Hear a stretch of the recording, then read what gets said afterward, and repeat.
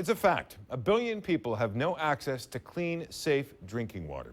To raise awareness of the global crisis, two Dutchmen embarked on a grueling bicycle ride from the top of the planet to the very bottom. Joost Notenboom and Michael Rudenberg left Deadhouse, Alaska about a year and a half ago. Their trek ends next year on a 2-week expedition to the Antarctic. So far, they've traveled more than 22,000 kilometers, changed 61 flat tires, and have been chased by countless dogs. We got in touch with them to find out how they were doing. Well, the knees are holding up pretty good.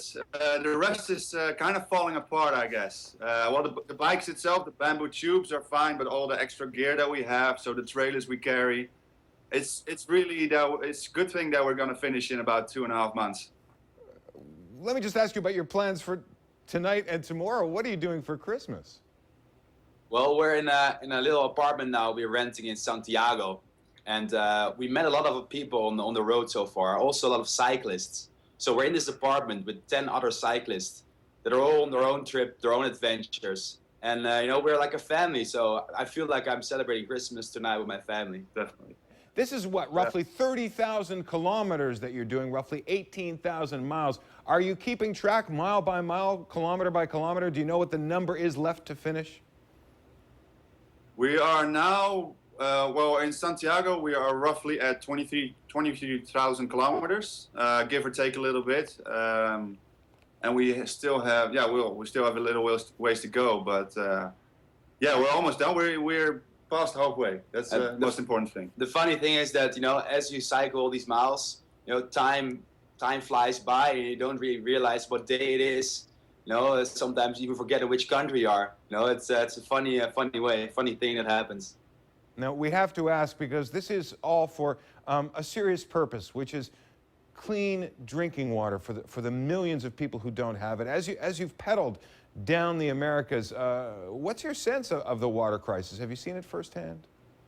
Yeah, so what we do with this trip is we obviously cycle to raise awareness about these water issues, but we also visit a lot of projects, small water projects, big water projects throughout the Americas to try and learn a little bit more about some of these issues and share what we learn with people who follow our journey and people we meet along the way.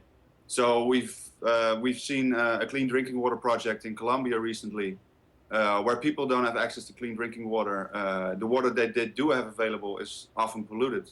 So what we're trying to do as well is raise donations to help these kinds of projects to just build simple, very low-tech water filters to bring clean drinking water to these communities.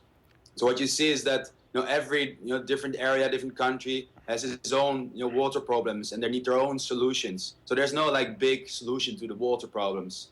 And it's good to see that the projects we visited, the local people are very involved, and they're taking charge. I think that's the most important thing.